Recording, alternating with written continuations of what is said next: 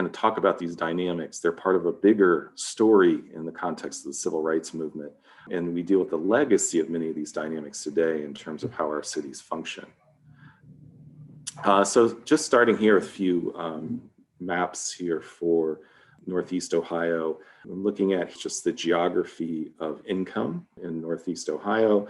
You can see kind of just the disparities that kind of exist across the region in terms of incomes, and of course, kind of the core Cuyahoga County, especially on the east side, having some of the lowest incomes in the community, and many of the suburbs, really kind of being some of the highest income communities here in the region. And we'll again look at another regional map where we're looking at the distribution of the African American population, and we again see a very unique geography in the context of Cleveland even today, in terms of the geography of where the African American community has been able to live all the way up to 2019 in terms of what communities they have access to or have not had access to during this time period. What I want to provide as a backdrop of this in the context of this history is really thinking about another map, a map drawn up in 1940, which was the Homeowners Loan Corporation map, assessment map of Cuyahoga County. And this map, of course, in kind of common terminology is known as a redlining map, right? These are the assessment maps created by the federal government during the 1930s to guide kind of New Deal policies that come kind of right before, and of course become very important just after World War II in terms of fostering home ownership and really making the federal government a major player in the context of the housing market as it sought to increase access to home ownership across the nation. But a byproduct of this kind of progressive policy is that it happens at a time period of extreme racism and xenophobia and anti-Semitism in the context of the housing market. And so what we see in terms of these maps that were very influential to guiding policy decisions is that they were very much informed by these very explicit racial norms of this era. So when we think about this context of segregation, right, whether it's economic segregation or racial segregation, I want to pull a quote here from Carl Nightingale's book, Segregation: A Global History, where he notes that segregation never comes about because it just is, or as the term de facto might suggest. The bottom line is this: segregation always involves some form of institutionally organized human intentionality. And what I'm going to present to you tonight is particularly in the first half of the 20th century, how that institutionalized, organized human intentionality came to be. Who were the players that kind of created the segregated city? And what did some of those dynamics look like in the greater Cleveland area? So this is a very long historical timeline of very kind of significant policies that were and legal decisions that kind of helped create the segregated city of the 20th century. And to note that as early as 1910, we had cities kind of experimenting with the tool of zoning, which is how in planning and city and regional planning, how we regulate land use primarily. But they were experimenting with zoning to not just control land use, but to control humans, right? To control social organization, to control the social geography of where folks live. And so we had these very explicit racial zoning ordinances that emerge kind of at the infancy of when our cities are growing. Now, those get struck down in 1917 in a Supreme Court case known as Buchanan v. Worley. And what happens, and this is why this is really relevant for a discussion in Northeast Ohio, or really all of Ohio, is that a new policy tool emerges during this time period known as racially restrictive covenants. And these covenants would be created as a public-private partnership between city administrations and the real estate industry and developers. So given that the Supreme Court would not allow zoning to racially segregate the city, they found that these privately enforced covenants would work as an alternative in this scenario. And so it's with the start of that story that I'll kind of transition into talking more explicitly about some of the dynamics in Northeast Ohio, as well as other Ohio cities in the context of how cities begin to develop really kind of around 1920 and after. Another part of this, which is really critical, is to understand that the embrace of many of these kind of tools of segregation, particularly in the late teens and 20s, coincides with a period of kind of extreme nativism, a resurgence of the Klan, in particular in the Midwest, and a real fear of demographic change. So we're at a time period where cities are seeing massive growth, these cities such as Cleveland, for example, and we're seeing this kind of real organized pushback against this in terms of kind of values of, in many essence, white supremacy.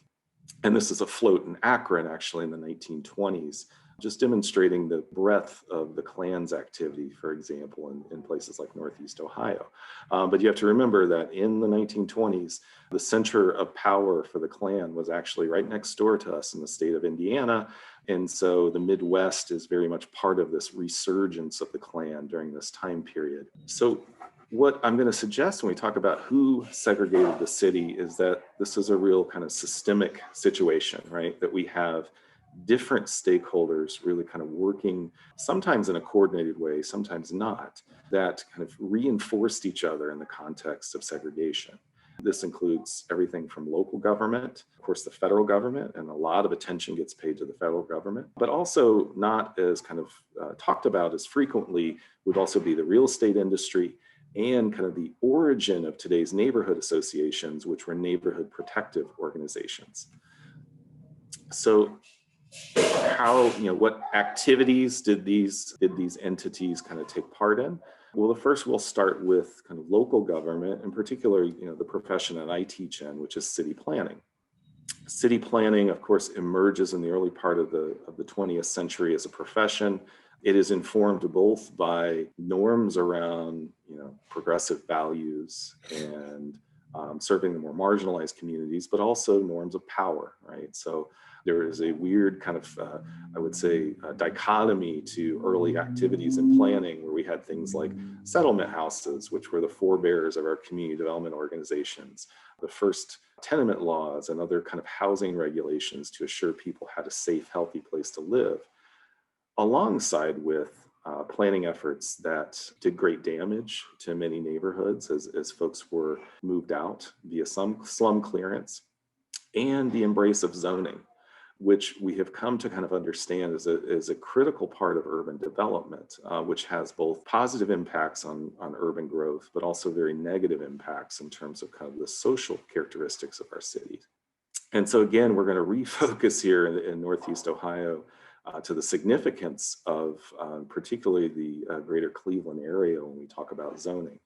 The first major zoning case to reach the US Supreme Court would occur in the mid-1920s, emerging just west of Mentor and Euclid, right? First case we would have here is Euclid v. Ambler Realty. Euclid embraces the zoning ordinance that restricts certain land uses, particularly multifamily, is also industrial land uses. And this gets battled in the courts, and this is a real signature moment because the zoning that Euclid embraces is the kind of typical zoning that was being propagated all around the country at this time as far as a model. So if this court decision goes into striking down the use of Euclid zoning ordinance, then zoning would no longer, would basically be up to challenge all across the country. Now we know from the history that the Supreme Court decides in Euclid's favor, right? And they see this as a progressive tool to help regulate kind of the chaos of the growing city, which in many ways was very true and very important.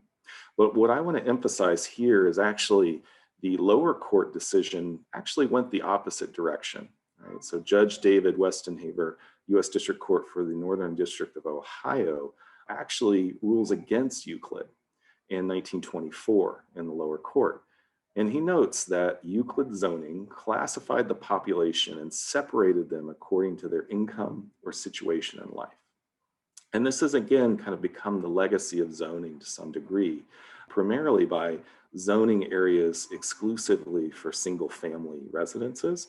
This made many of those communities very exclusionary in the context of providing access to a variety of different populations at that time. So again, this is kind of where the local policies kind of generated by cities across the country then begin to kind of help segregate the landscape primarily along the lens of class during this time period. Now, the real estate industry as well kind of is very much a part of this story. And so again, is kind of thinking of this history to note that the kind of contemporary notion of a realtor is a 20th century phenomenon, right? So the National Association of Real Estate Boards, which is the predecessor of today's National Association of Realtors, adopts this term realtor in 1916 and trademarks it. So we have this new class of professionals that are critical to real estate markets. But what's important to note, as NAREB was training this whole new cohort of professionals that were going to guide real estate decisions well into the next few decades, that the training materials of NAREB were explicitly racist. In 1922, for example, NAREB training books emphasized the notion that allowing purchase of property by certain racial types was going to diminish the value of other properties. NAREB in 1923 adds statements in their training materials that Black families are a threat to property values and that foreigners were the most undesirable residents to be in a neighborhood. And the association not only actively supports segregation in housing up until the 1950s, it also would threaten to sanction realtors who sought to kind of integrate housing markets during this time period. And so this is what I begin to talk about as like kind of the great lie in real estate, right? That somehow diversity within a neighborhood is a bad thing. And a mixing of people and classes would then suddenly be destructive and detrimental, right? And this great lie gets embedded into these educational materials and again, kind of spreads throughout our real estate market as a norm, right? And it becomes, again, an assumption that everyone buys into, that somehow mixing people, whether it's by race, class, or ethnicity within the context of a neighborhood is somehow a problematic thing. And it should be noted that prior to this time period, our cities were much less segregated. There was much more mixing of people in terms of their class, race, et cetera, et cetera. So the other piece of this story that, again, is kind of critical for us to kind of reflect upon is also the perspective of the community at large, right? And so particularly in suburban communities, as racially restricted covenants, which were deed restrictions placed on properties, were established in many new suburbs, new neighborhood organizations would form, often known as protective associations. And those associations existed primarily for the sole purpose of enforcing racially restricted covenants, harassing folks who considered selling their property to someone of another race, also then taking people to court for violating their restrictive covenants in terms of their property. So again, we have to recognize that it's not just one stakeholder that is working to help segregate the city, but actually this is a very systemic situation in terms of both local governments, the private sector in the context of the real estate, and communities themselves fought very hard to force segregation into our urban landscape.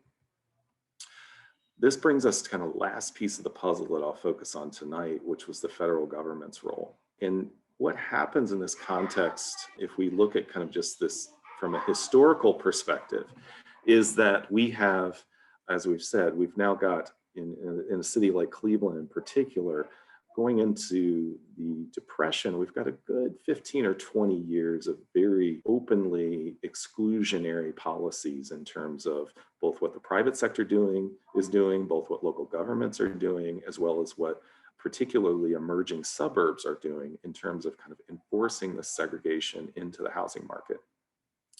What happens in the 1930s is a direct response to the Depression, and really the kind of tremendous housing crisis created during the Depression, where foreclosures were far in excess of what we just experienced in our last housing crisis in 2008.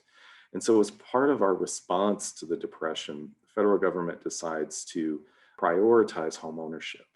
And as part of this is a whole series of acts and policy decisions in the 1930s to do things like create the secondary mortgage market, to create the standard conventional mortgage, to develop a variety of federal policies to help folks secure home ownership, to keep folks from defaulting on loans and going into foreclosure.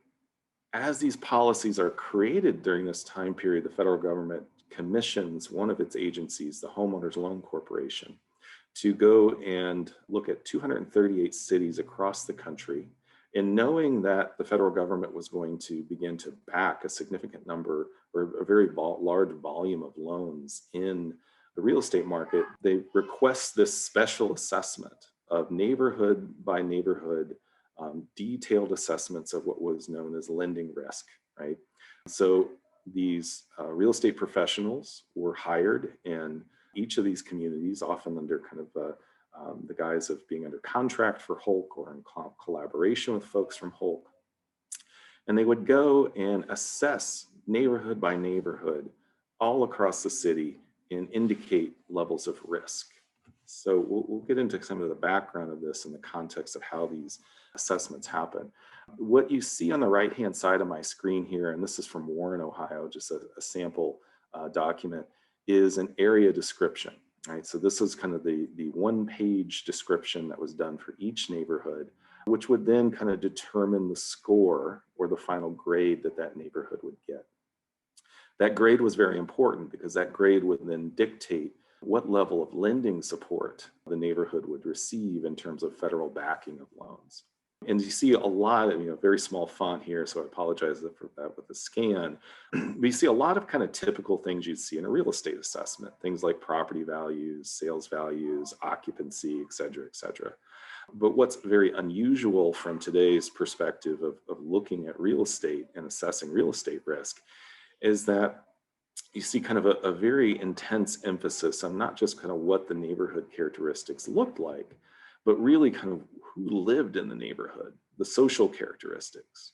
And so as these assessors go about assessing neighborhood by neighborhood, they kind of fill out these assessment sheets for every neighborhood that is built at this time period. And what you see on the map here is the Cuyahoga County map of 1940, right? And there are 4 tiers of grades given to neighborhoods. Grades A and B, those were neighborhoods that were likely to receive backing for loans. These were our first and second grade neighborhoods. Neighborhoods that are yellow or red, these are our third and fourth grade neighborhoods. These were neighborhoods that were primarily restricted from federal backing of loans in these spaces. In fact, degraded neighborhoods were actually in many of the maps listed as hazardous because that's how real estate assessors depicted them at that time period. And so this map that you see here for Cuyahoga County becomes very powerful in terms of kind of dictating investment flows into the region over the next half century. We're going to unpack the map a little bit more, but I just want to give you an idea of kind of how these grades were created and really kind of what this looks like in the context of Cuyahoga County. Now, as I mentioned earlier, the built environment was part of what the assessors looked at, things like condition of real estate, sales prices. Also at this time period, many aspects of what we would refer to as kind of the garden suburb was considered the ideal. So they would be looking for characteristics of the garden suburb in the context of neighborhoods that would be rated positively. But again, as we kind of look in the context of these different neighborhoods and we read the assessments for individual communities, we begin to see how much the social environment plays into the assessments. And so as an example here, this is kind of research that I've been doing looking at cities across Ohio and analyzing all of the Hulk documents that still exist. Primarily neighborhoods that were given A or B grades almost always had racially restrictive covenants. And the assessors would note this in the document as a positive thing, that this neighborhood was restricted, right? So we wouldn't see any socioeconomic or racial mixing in these communities at that time. So what I'm going to present here over the next few minutes is just a snapshot of kind of themes that come out of these assessment notes from all of the cities that we can still access their assessment documents. It should be noted here that Columbus and Cincinnati, their assessment documents have been lost. And so we still to this day do not have the kind of neighborhood by neighborhood assessments that we do in other places, such as up in Cleveland. So when we look at those areas that are green and blue on the map, what kind of things do we see really What are the major themes that we see in the assessment documents? So, there's often references to land use, right? There's very few references to actual zoning, but there is common to find, as I noted earlier, references to restrictions, right? And really this is all about racially restrictive covenants. You would also see neighborhoods that would be graded positively, really, references to kind of any kind of aesthetic characteristics that matched the garden suburb, right? And this quote down here from Akron is very typical of this: fine winding streets lined with maple trees, artistically landscaped, right? But there's also a heavy emphasis on the who lives in the neighborhood, right? Because that's part of the assessment risk from the real estate assessor's minds and during this time period. So the first thing to note is that references to kind of exclusivity is really critical in the positive assessments, right? So you'll hear references to professional and high salaried men, elites, the wealthy class. And you'll also see, primarily in areas that are graded B, sometimes warning signs about who is potentially living in the neighborhood. And this is where I begin to kind of describe what I call a nativist and racist kind of neuroses at this time, right? Any indication of demographic shift or change in a neighborhood was somehow extremely troubling, right? And so even areas that were given B grades, there were these red flags kind of posted as to, just as we've noted here, in the case of Cleveland, a few Danish families moved in, right? But that was enough of a warning flag to say, oh, we got to be careful here. Or from Warren, we see there is a Slavish Catholic church. And so while there's not a lot of Slavs in here now, the Slavic population may come and utilize this church. So this is a real troubling sign for this neighborhood. The infiltration of higher income Jewish folks was almost always seen as a negative aspect to the real estate market during this time period. Which this takes us again to kind of the other side of the spectrum of neighborhoods. We look at kind of our neighborhoods that are then blocked from loans. These are the neighborhoods that are deemed too risky or hazardous for investment. These are yellow and red areas on the map. A couple of things from the physical characteristics. You do sometimes hear references to industry, right? So a lot of industry was close to residential populations at this time. And so any neighborhood that was close to industry was often downgraded. Ironically, many of the neighborhoods that are downgraded in terms of their infrastructure are often in pretty good shape, right? The assessments note, well, they're close to this, they're close to that, they're on transit lines, et cetera, et cetera. Sometimes you occasionally see infrastructure problems like water, sewer, or housing maintenance. But for the most part, these are, seen from an infrastructure standpoint as pretty healthy neighborhoods. But the more, I think, influential themes that come out of looking at this really is references to the social character of these communities and why the social character becomes so important then in terms of dictating as a rationale why these neighborhoods are deemed hazardous. Right? Obviously, any kind of African-American residents would be a justification for real estate assessors to downgrade a neighborhood. Also, any immigrant communities whatsoever, or, and we're not necessarily talking about first-generation immigrants. Many of these folks are probably second or even third-generation immigrants, but anyone that's deemed to be a foreign at this time, right? Ethnic whites are often how this is referred to in the context of the assessment documents. And you see just some examples here from across Ohio in terms of this kind of very xenophobic language that gets into the assessments. There are also references to what are known as kind of lower class whites, particularly folks with Appalachian roots, and the real kind of fear of intermixing, right? Anytime that whites and non-white populations were mixing in a neighborhood, that was seen as a detrimental thing. And the last item of note, which I've alluded to earlier, was rampant anti-Semitism all through these documents. Very kind of focused on kind of very detrimental statements about the Jewish population. And in some cases, in some cities, even wealthier Jewish communities are seen somehow as detrimental and necessitating a downgrading of that neighborhood for its investment risk. So I'm going to pull some data here. We're a little bit west of Mentor, of course. We're over in the Cuyahoga County portion of the region. But we're looking at eastern Cuyahoga County, and I'm just going to pull this up as an example. This is kind of the eastern edge of the Hulk map. And what the thing to hear for kind of as we kind of walk through the layout of this map, all these areas here, this darker color, and this one's highlighted for you.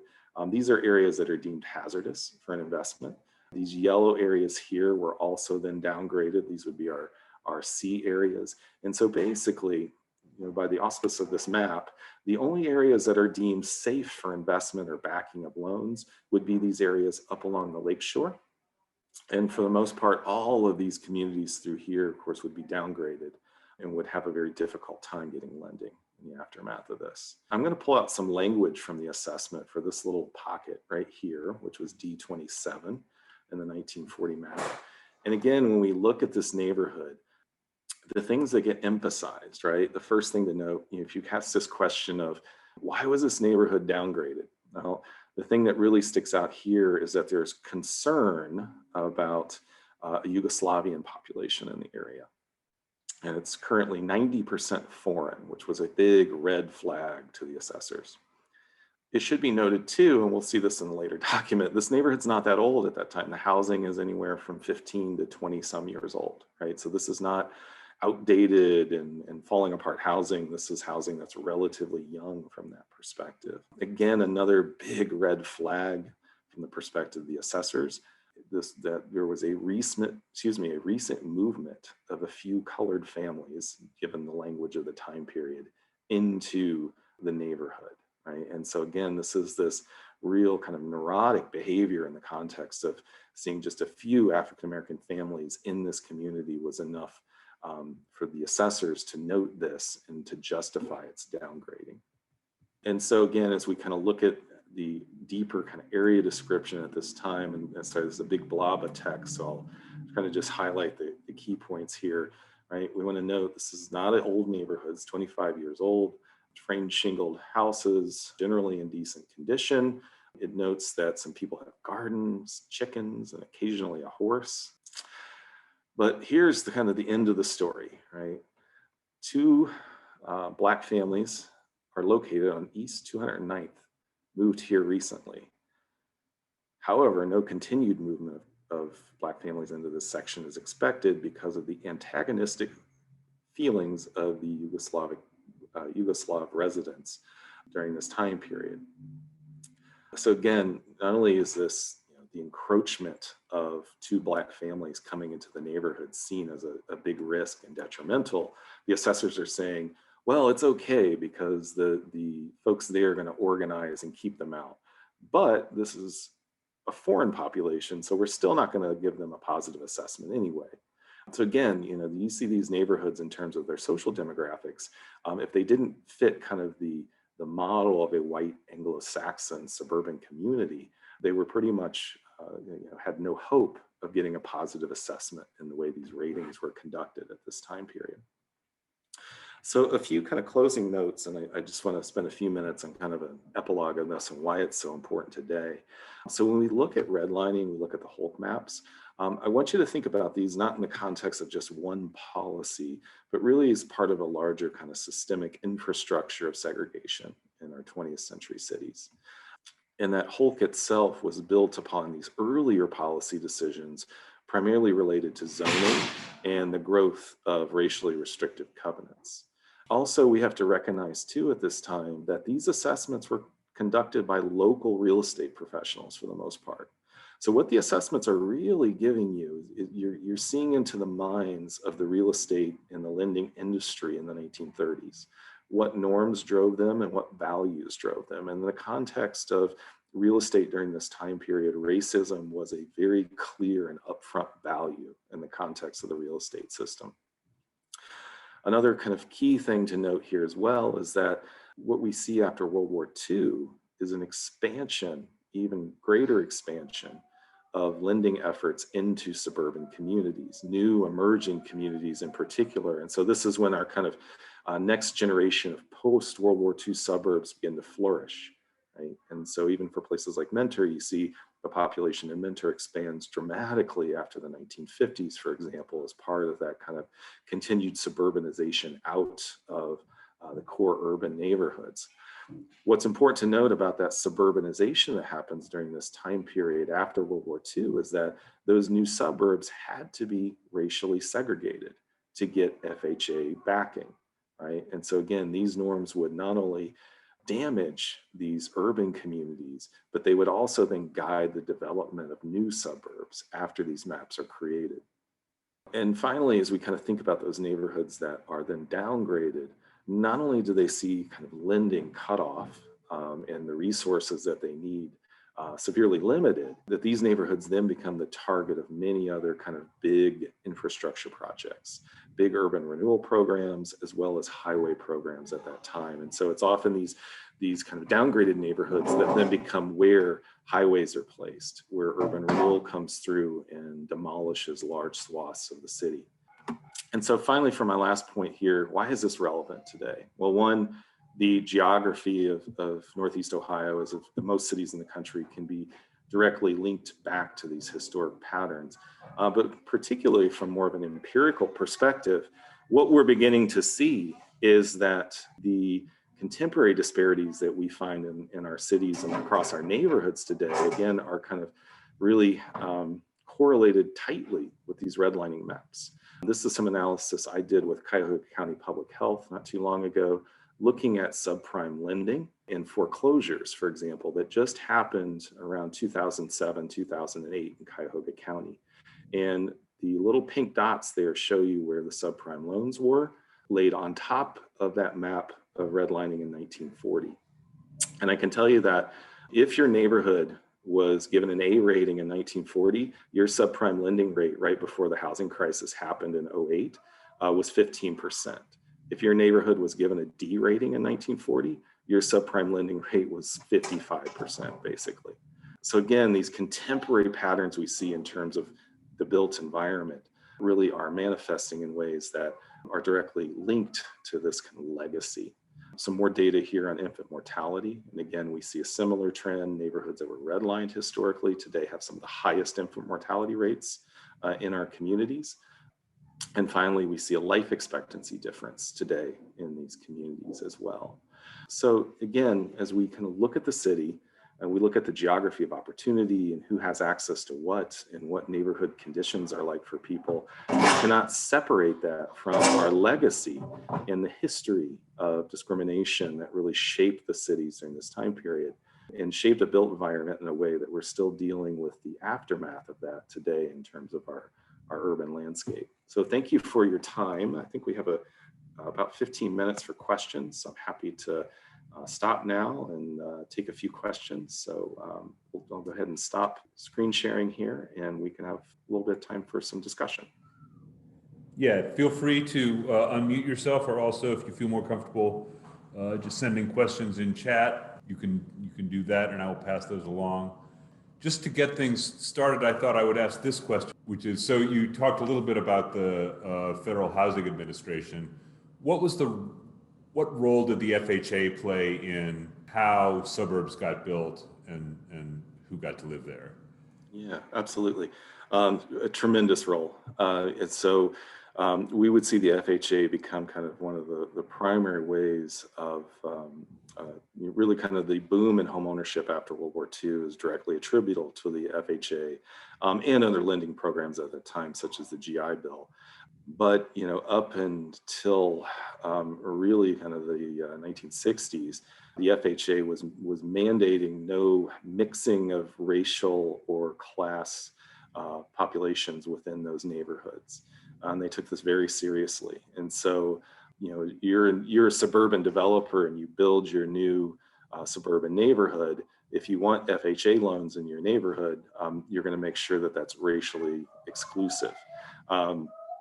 The FHA was such a stickler in terms of this in the context of these neighborhoods. There's a kind of a famous story from Detroit along 8 Mile, where a new white suburb was coming in right across the city line from Detroit. The FHA said, whoa, that's too close to a Black neighborhood in Detroit. And so they agreed to back loans, but the developer had to build a 6-foot high concrete wall between the two communities before they would back that. So that just kind of goes to show, when we see home ownership spike and we see most of these suburbs boom at this time, these places are only accessible to the white community. Okay, while we're waiting in case people have other questions, I have another, it's rare that I get an opportunity to talk to someone who knows so much about this, so I'm gonna like unspool a couple of questions I have while people decide if they have other things they want to ask about. So say that like I couldn't get an FHA loan in say 1946 or 1956. How would that affect my ability to buy a house? I mean, many of the people watching this probably, like, I'm going to guess their parents at least could remember like what it was like trying to buy a house in the 1950s vis-a-vis what it was like to buy a house in the 70s, 80s, 90s, etc. Absolutely. Radically different process, right? So, you know, the FHA was great because you had the benefit of this very small down payment. Of course, this is a 30-year conventional mortgage, highly subsidized interest rate. And so the byproduct of that, the reality was, and this is I'm going to cite some research done up in New York at the time. People were comparing kind of urban neighborhoods in places like Brooklyn and Lower Manhattan, where the Black community was still able to live, but they were paying almost twice in rent what new suburbanites who had FHA loans in Long Island, in Levittown, were paying. Because of the really kind of the generous financial structure of those loans. And we wouldn't be a majority homeowner nation if we didn't have that. So that leaves, very few kind of routes for other folks to go in this context. Now, I think if you look at the individualized histories in a lot of kind of neighborhoods such as kind of our Bronzevilles, which are kind of the more thriving, economically mixed African-American communities that were found in many major cities at this time, they would internally subsidize a lot of their lending at this time through different kind of fraternal and Masonic organizations, church-based organizations. But there are limits. There are limits to what you can do in terms of backing finance in the context of really kind of matching what the federal government was offering and just the volume of subsidy that they provided to folks. The other piece of this is just a reality. Then you're looking at more predatory lending products, right? So you're looking at land contracts. You're probably then looking, honestly, and this is an anecdote from some research I was doing locally here in Columbus for one of our first neighborhoods that redeveloped in the 1960s, back when the redlining maps were still holding sway over lending. Many of the early folks who bought homes in that neighborhood at that time were basically using loan sharks. They were using organized crime to get a loan, of course, with a very higher interest rate and more severe consequences if you didn't pay. And so, of course, people are creative, they're resilient, but they're not put in a position really where they can thrive in that setting, especially at a neighborhood scale. And then when you talk about those neighborhoods where loans were excluded, this creates a tremendous opportunity for cash buyers, right? And so this is really when we see an expansion of what today we might refer to as slumlords, folks who buy up these properties in cash, and they have a captive market, basically. And so again, these rental rates skyrocket in these neighborhoods in the aftermath of that, because even if you own a home, you're going to have a hard time selling it in that context. So we have a question in the chat from Lori Moe, and it goes like this. What operatives were in place that determined that the west side and the east side of Cuyahoga County were so racially and ethnically segregated, and when did this first occur? Great question. So I can say that those patterns began relatively early. And although kind of what's really historically, we talk about the Covenant era is really taking off in the 1920s, there are NAACP reports for Northeast Ohio that notes that restrictive covenants started getting put in place in Cuyahoga County as early as 1915 or 1916. So again, this is kind of right at that time period where we have the kind of beginning of the Great Migration forward. And so as soon as the African American populations begin to increase, they become very highly restricted in terms of where they can live because of the covenants that get in place. And so that's really when that divide really begins to solidify at that time. And of course there are also kind of interethnic tensions at that time period. Todd Mickney has a great book called Surrogate Suburbs about the history of Cleveland during this time period. Fantastic book. Talks a lot about the differences between different ethnic populations and which populations were more likely to work with the African American community, rent to them, maybe even sell homes to them, and others that would not. And so there was also kind of the issue of kind of racial tensions between different ethnic communities and the Black community as they both kind of fought over scarce real estate in the city at that time. Yeah, that's an interesting point. I mean, I wonder, maybe how much the role of the fact that there's I think, and this is just, a sort of back of the envelope estimation, that there's kind of more industry located out in the sort of Euclid area, out along that corridor, especially sort of toward the bottom of where the heights start, vis-a-vis relative to the west side that doesn't have quite so much heavy industry there. And that's, so as I understand it, there was a kind of preference to allow Black communities to rise near these sort of less ideal areas because they were right up near heavy industries that tended to be dirty and kind of pollusive, and et cetera. Yeah, absolutely correct on that point. Yeah, and you see kind of that industrial geography becomes very critical at that time period, as well as natural borders. I mean, the East-West divide is really also about the river, right? And the river is a profound natural border that was, was powerful in the context of Cleveland's history. Well, thank you so much for a really, really interesting talk. Thank you. I think we all really learned a lot in this short time. So thanks everybody for showing up. Thank you all. Thank you so much, everybody, and we'll see you next time. Thank you all. Take care. Have a great rest of your evening. Bye-bye.